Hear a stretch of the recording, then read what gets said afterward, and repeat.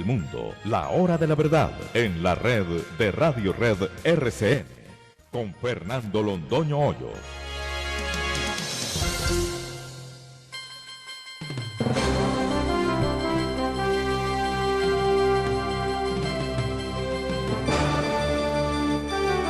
Muy buenos días. Son las 6 de la mañana de este martes 16 de junio de 2020. Esta es la hora de la verdad. Y estos son temas y asuntos que trataremos en la grata compañía de ustedes durante las próximas horas.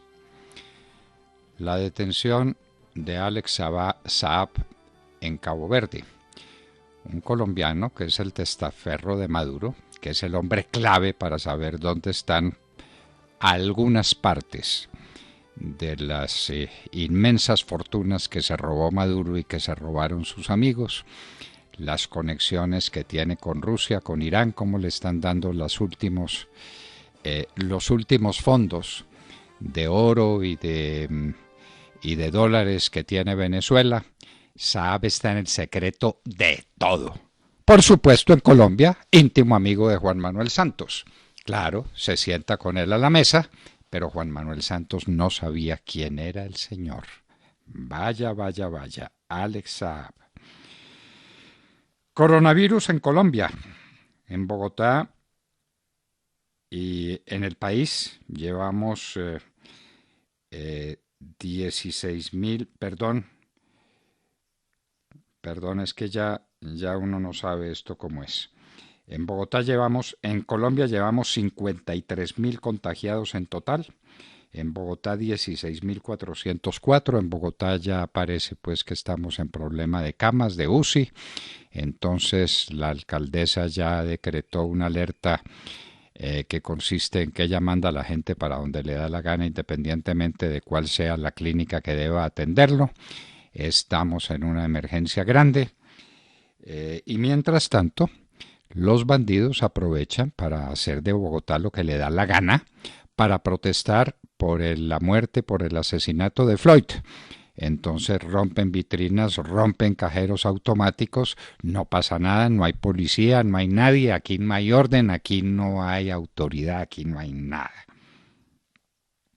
Chile y Perú parece que son los países peores del mundo, entre países con alguna población importante. Chile sería el país por millón de habitantes más contaminado del mundo, porque hay unos que le ganan, estaría en sexto lugar, le ganan otros 5, pero tienen menos de 3 millones de habitantes, son paisitos. Chile y Perú, un desastre, vamos para allá. Parece que eso es lo que le dice el gobierno a la Corte Constitucional. Esto fue una sorpresa enorme.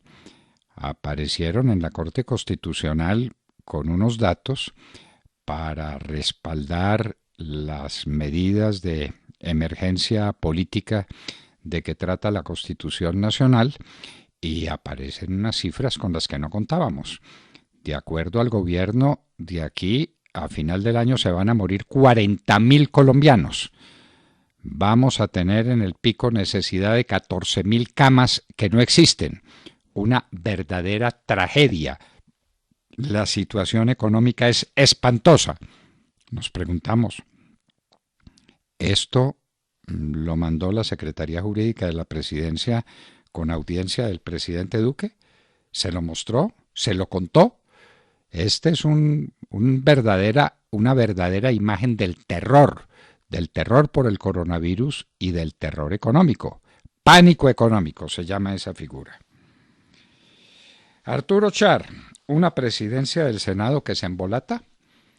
Ahí están los partidos diciendo que van a votar por él, pero está llamado por la Corte Suprema de Justicia a rendir versión libre, nada menos que por la fuga de Aida Merlano y también por algunas otras cositas graves que tiene para explicar Arturo Char. Muy grave. El presidente del Senado rindiendo declaración libre ante la Corte Suprema de Justicia por unos delitos que están en investigación preliminar. ¿Será eso posible? Eduard Matos, preso, quiere la JEP. Eduard Matos es parte de una familia modelo que tenemos aquí, los Matos, empezando por Carlos Matos, que no ha sido posible que lo extraditen de España. Parece que tiene allá demasiados buenos amigos en ese gobierno de izquierda.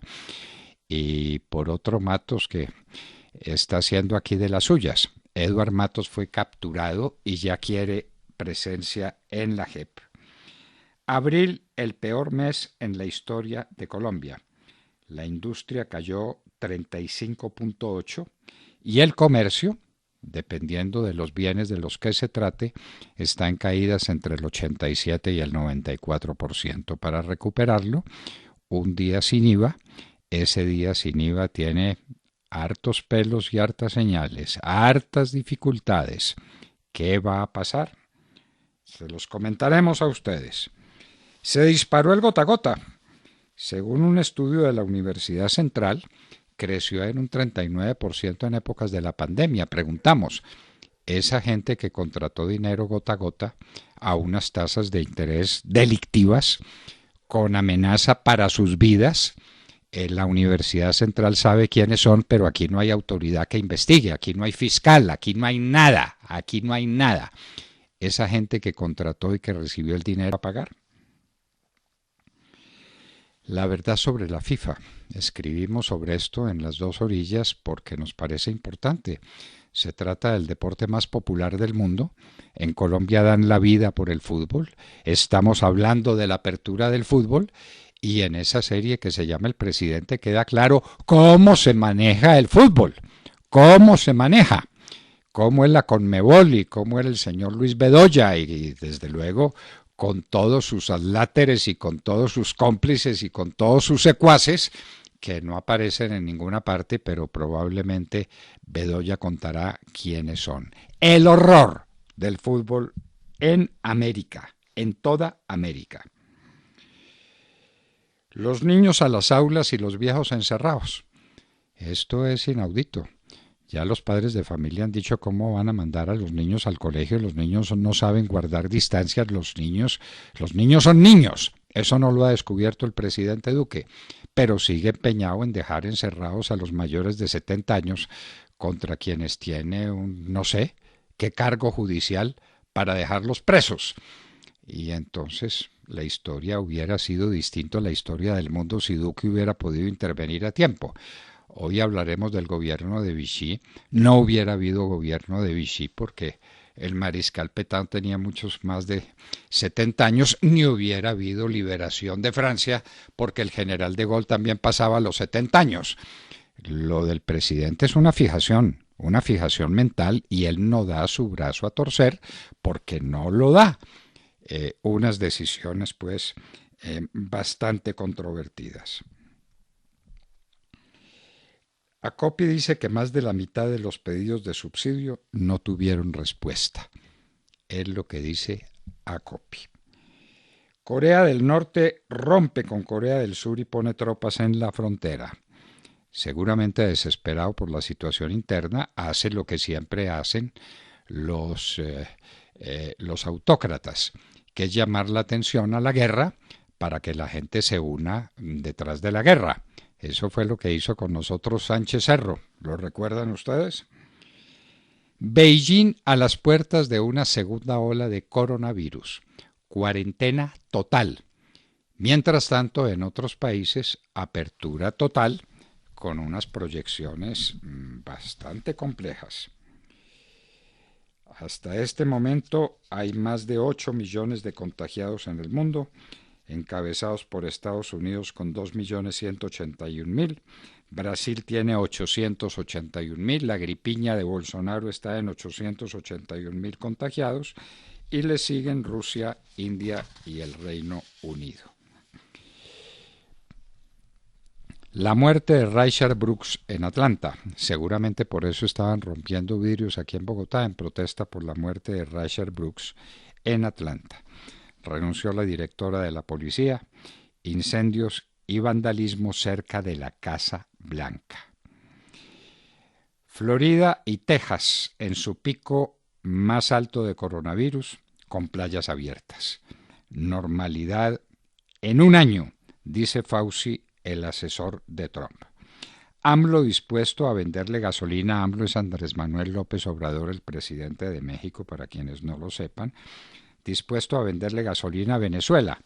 Hoy hablaremos con una persona bien enterada de las cosas de Venezuela, quien nos contará qué es lo que está pasando en materia de gasolina en Venezuela. AMLO dice que le vende gasolina por razones humanitarias y Venezuela se lo pide.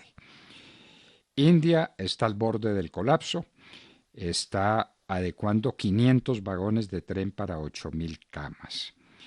La FDA, la Organización de la Salud Americana, prohíbe otra vez la hidroxicloroquina para coronavirus. Dice que nada definitivamente justifica su uso contra el coronavirus. En los Estados Unidos se dice que el elemento esencial en la lucha contra el coronavirus es el tapabocas. El tapabocas que dijo la Organización Mundial de la Salud cuando todo esto empezaba que no servía para nada y que tal vez era dañino. ¿La Organización Mundial de la Salud sirve para algo? ¿Ha entendido algo de lo que es esta pandemia? Las enfermedades crónicas producen la mayor parte de las muertes asociadas al coronavirus. El 20% de las personas que llegan a una UCI teniendo enfermedades previas muere contra el 2% de las personas que mueren si no tienen esas enfermedades previas. Y tenemos que dar la noticia triste de la muerte de un gran señor, de un gran colombiano, Charles Weston, que dejó su huella en muchas partes. Tuve el honor de conocerlo y de tratarlo cuando fuimos miembros de la Junta Directiva de Analdex, la Asociación Nacional de Exportadores. Qué persona, qué ser humano, qué caballero. Nos va a hacer mucha falta. En todas las grandes cosas del país estaba Charles Weston. Siempre discreto, siempre sencillo, siempre tranquilo. Se nos fue un gran colombiano. Y en Hoy en la Historia, 15 y 16 de junio de 1944, se derrumba la Francia de Vichy. El mariscal Pétain es conducido hacia Alemania y después volverá a Francia para ser juzgado y condenado a cadena perpetua. De todo esto y de mucho más hablaremos con ustedes en las próximas horas en la Hora de la Verdad.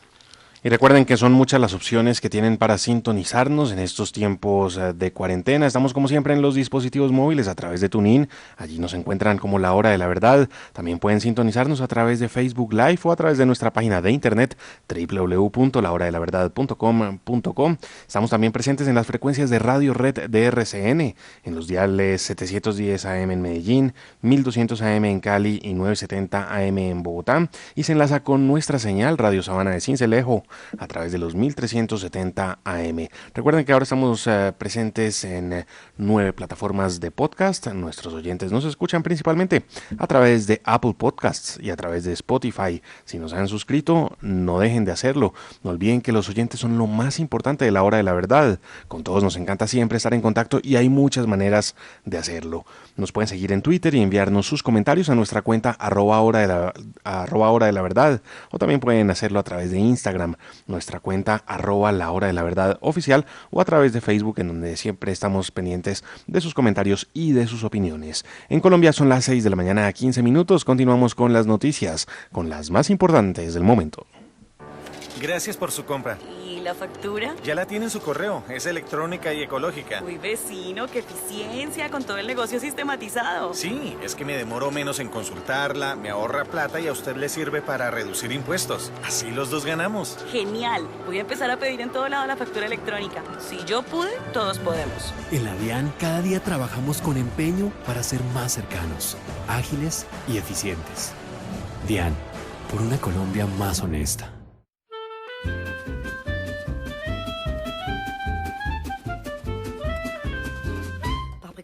On a beau mettre des croisillons à nos fenêtres, passer au bleu nos devantures et jusqu'aux pneus de nos voitures, désentoiler tous nos musées, chambouler les Champs-Élysées, emmailloter de terre battue toutes les beautés de nos statues, voler le soir, les réverbères, plongé dans le noir la ville lumière.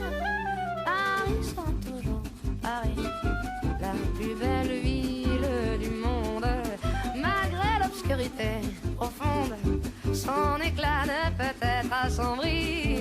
Paris sera toujours Paris. Plus on réduit son éclairage, plus on va briller son courage, sa bonne humeur et son esprit. Paris sera toujours Paris. Pour qu'à ce bruit, chacun s'entraîne. París será siempre París. Canta Sass, una de las grandes cantautoras francesas del momento. París sera toujours Paris. La más bella ciudad del mundo, la plus belle ville du monde, malgré la oscuridad profunda, a pesar de la oscuridad profunda, su resplandor no puede ser ensombrecido. París será siempre París, perdónenme. Con esa canción hermosa vamos a saludarla mañana desde los Estados Unidos. Cristina Londoño, buenos días. Hola papi, muy buenos días a todos. Bueno, aquí hubo sorpresa ayer en la Corte Suprema de Justicia por una mayoría de 6-3. Los magistrados decidieron que la comunidad gay, los gays, las lesbianas y los transgénero están protegidos por una ley de derechos que protege los derechos civiles que fue adoptada en 1964, es decir, que en los trabajos no los pueden discriminar por su orientación sexual, no los pueden despedir, no les pueden pagar menos y no pueden dejar de contratarlos. Esto es sorpresa porque la administración Trump se oponía a esta medida, pero especialmente porque uno de los jueces que nombró el presidente Trump, Neil Gorsuch, es el que escribe y redacta la decisión de la mayoría de la Corte. Nadie se esperaba que esto fuera así, se esperaba que fuera un juez totalmente conservador, pero lo que él ha dicho es que él es un juez independiente y textualista, que se ciñe al texto de la Constitución de los Estados Unidos. Los jueces de la minoría dicen que esta ley es peligrosa porque, por ejemplo, personas religiosas que se oponen por su religión y por sus creencias a los gays, pues ahora van a ver sus derechos coartados por esta ley de la Corte Suprema de Justicia. Sin embargo, son muchos los que están aquí en los Estados Unidos celebrando y diciendo claramente que están sorprendidos porque este juez Neil Gorsuch del presidente Trump hubiera sido quien redactó esta decisión de la Corte. El otro juez conservador que también falló a favor de la libertad de los derechos de los gays es el presidente de la Corte Suprema, considerado conservador, John Roberts, pero él ya había dado sorpresa en otras decisiones anteriores. También hoy es importante en la Casa Blanca, el presidente Trump va a anunciar una orden ejecutiva para reformar los departamentos de policía. Está basada en 3 principios clave. Va a haber un reentrenamiento de los departamentos de policía y, por ejemplo, van a cambiar las técnicas de asfixia como la que cobró la vida de George Floyd y llevó a las protestas. Funcionarios importantes de la administración Trump nos dijeron ayer que van a crear una base de datos para poderle seguir la pista a los policías abusivos. Dicen miembros de la administración Trump que nadie detesta más a un policía abusivo que un policía bueno. Y la otra base de esta orden ejecutiva es que ahora trabajadores sociales van a acompañar a policías en algunas llamadas en las que van a tener que lidiar con problemas de salud mental, como por ejemplo cuando van a intervenir en un problema familiar o cuando tienen que ir a recoger a un desamparado, en ese tipo de situaciones, para que ayuden a desescalar la violencia, para que le bajen el nivel de tensión a la violencia. Los demócratas de la Cámara de Representantes habían hecho una propuesta bastante parecida y dicen también miembros de la administración Trump que quieren contar con el apoyo del Congreso para implementar ciertos cambios en la policía. El anuncio de esta orden ejecutiva del presidente va a ser hecha hoy en el Jardín de Rosas de la Casa Blanca y van a estar ahí agentes de la ley y también familiares de víctimas de abuso policial. Entonces, se espera que esta sea una medida muy conciliatoria del presidente Trump, que el país ha estado definitivamente pidiendo a gritos desde la muerte de George Floyd el 25 de mayo, que le dio la vuelta al mundo y que el presidente Trump, hay que destacar, condenó desde el primer momento. Es lo que tengo por ahora. Ahora regreso contigo al estudio, papi, que tengas muy buenos días y muy buenos días a todos. Muchas gracias, Cristina. Acontecimientos, los últimos acontecimientos en la vida de los Estados Unidos contados a la manera de esa gran reportera que es Cristina Londoño. Sergio Gel. Doctor Londoño, muy buenos días para usted, para todos nuestros oyentes. Muy duro es el pronóstico del gobierno nacional en lo que nos depara a los colombianos en materia de coronavirus, según se conoció este fin de semana, tras revelarse el documento mediante el cual el gobierno nacional justificó ante la Corte Constitucional la declaratoria de la emergencia económica. Y es que según el gobierno nacional, la proyección es que en diciembre de este año, la cifra de fallecidos por COVID-19 en nuestro país será de 41.622 personas. Recordemos que a la fecha van 1.726 personas fallecidas por COVID-19 y la proyección de contagios a esa fecha es de 3.600.000 personas. Vamos en 53.063. Y de esos 3.600.000 que se contagiarían de aquí a diciembre, la estimación del gobierno es que 169.000 personas habrán requerido el uso de unidades de cuidados intensivos, siendo el pico de uso el 25 de agosto, cuando estima el gobierno nacional se requerirán 14.500 camas de cuidados intensivos que, huelga decir, tenemos actualmente, pues no las tenemos actualmente, tenemos algo así como 6.300, un poco más de 6.300 camas. Pues bien, el gobierno nacional dice que para diciembre, para el 25 de agosto, se requerirán 14.500 camas. No las tenemos. No darían abasto las camas. Son esas entonces las proyecciones que envió el gobierno nacional a la Corte Constitucional y en gran parte contradicen el mensaje sereno que ha enviado el presidente Duque en sus alocuciones diarias a los colombianos, en las que ha anunciado incluso el inicio de la reapertura de iglesias, de aeropuertos y de restaurantes en municipios libres del virus. Y es que, por supuesto, se requiere reactivar la economía del país, porque aquí los que no se mueran del virus se morirán posiblemente de hambre.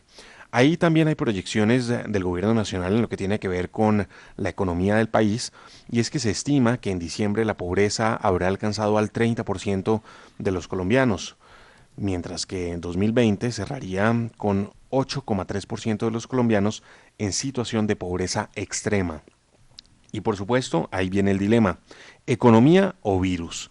Lo cierto es que la gente no aguanta más y mientras ciudades como Bogotá a partir de hoy relajan un poco más su aislamiento, con una dinámica de pico y cédula, la situación en los hospitales se sigue complicando, al punto de que se declaró la alerta naranja, lo que se traduce en la centralización del manejo de las unidades de cuidados intensivos públicas y privadas en cabeza de la administración distrital.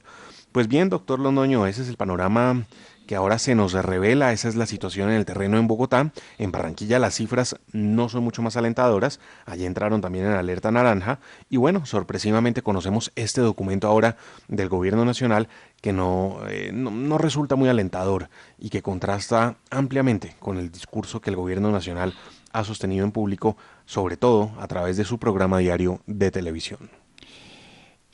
No es que no resulte muy alentador, es que resulta catastrófico. Es decir, usted mira las cifras que propone el gobierno nacional a la Corte Constitucional y dice esto se lo llevó el diablo. Son cifras... 41.600 fallecidos, 3.600.000 personas contagiadas. ¿Qué tal? 3.600.000 contagiados de aquí a diciembre. ¿Y qué tal los índices de pobreza? ¿Y qué tal? Es una catástrofe. Yo me pregunto, ¿esto que se lo mandaron a la Corte Constitucional es lo que piensa realmente el gobierno? ¿Por qué no nos lo ha dicho? Nada de esto ha dicho el presidente Duque en sus charlas continuas por la televisión. Esto es sencillamente una catástrofe. Los muertos, más de 40.000 muertos son. Sí, 41.622 personas. Por eso, faltan 40.000 muertos de aquí a diciembre, según el gobierno nacional. Bueno, muy bien. En fin. Montserrat Fernández. Muy buenos días. El régimen bolivariano parece que también ha llegado a Italia, como lo oyen. Hay escándalo en Italia por la noticia de que el régimen de Maduro financió el movimiento 5 Estrellas que hoy gobierna Italia. Al parecer, según informaciones del periódico español ABC, el gobierno venezolano envió 3,5 millones de euros al consulado de Milán para sufragar el partido del cómico Beppe Grillo, quien fue, como saben ustedes, el ideólogo y falleció en el 2016. Bueno, pues el Movimiento 5 Estrellas tiene una corriente revolucionaria de inspiración ecologista, antiimperialista y europeísta. Y esos 3,5 millones de euros fueron enviados a través de valija diplomática, imagínense. Y el cónsul de la Legación Diplomática de Venezuela en Milán actuó como intermediario. Hay que tener en cuenta que 10 de los 22 ministros del gobierno de coalición de Giuseppe Conte son del Movimiento 5 Estrellas, así que no estamos hablando de poca cosa, ni mucho menos. El dinero salió de los fondos reservados administrados, adivinen por quién, adivinen el nombre, el que por entonces era ministro de Interior, Tarek El Aissami, nada más y nada menos. Pregunto, ¿será por eso que quizás el gobierno de Roma, junto a Chipre y Eslovaquia, no reconoce la legitimidad de Juan Guaidó como presidente interino de Venezuela? El episodio del Movimiento 5 Estrellas, ¿no les parece a ustedes muy similar al del grupo español Podemos, que hoy precisamente también está en el poder? Y por último, ¿hasta dónde llegan de verdad los tentáculos del régimen bolivariano que se extienden, ya sabemos, a países como Argentina, Bolivia, Cuba, España y ahora Italia? Bueno, entonces esta es la situación europea que nos plantea con una claridad mental con la que siempre ha tenido Montserrat Fernández. De Mar Córdoba. Doctor Fernando, compañeros de la mesa, oyentes de la Hora de la Verdad, muy buenos días. El viernes 12 de junio conocimos de la captura en Cabo Verde, África, del colombiano Alex Saab, señalado de ser testaferro del narcodictador Nicolás Maduro, quien por razones de su amistad con el tirano del país vecino tiene nacionalidad también de ese país y tiene una larga tradición de amistad y de negocios, asuntos que supimos en el año 2011 cuando en una visita de Estado de Juan Manuel Santos y su canciller María Ángela Holguín estuvieron en una mesa de negociaciones donde según Santos no sabía quién era el famoso Alex Saab. Esto explicó Juan Manuel Santos el fin de semana al diario El Tiempo.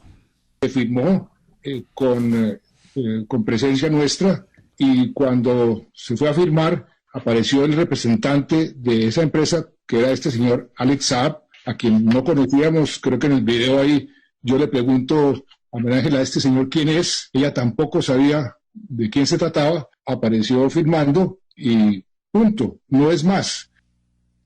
Esto dijo entonces en las declaraciones Juan Manuel Santos, quien, recuerden ustedes, sigue siendo cuestionado e investigado en Colombia no solo por temas como el de Odebrecht, sino también por sus relaciones con este capturado testaferro de Nicolás Maduro. O nos van a convencer de la historia según la cual el presidente de la República se sienta en una mesa para firmar 35 acuerdos con el gobierno Chávez y no sabía quién era el otro colombiano que pretendía firmar unos contraticos que son bien importantes. Joe Ladín, procurador de Cabo Verde, expresó que había una orden internacional con circular roja en la oficina de Interpol, pasó y fue arrestado como podría suceder en cualquier otro país por donde pasara, lo señaló. El funcionario hace referencia a la solicitud basada en investigación por corrupción y lavado de activos contra Saab, vinculada con la consecución de contratos para construir casas subsidiadas en el régimen venezolano, el régimen de Nicolás Maduro.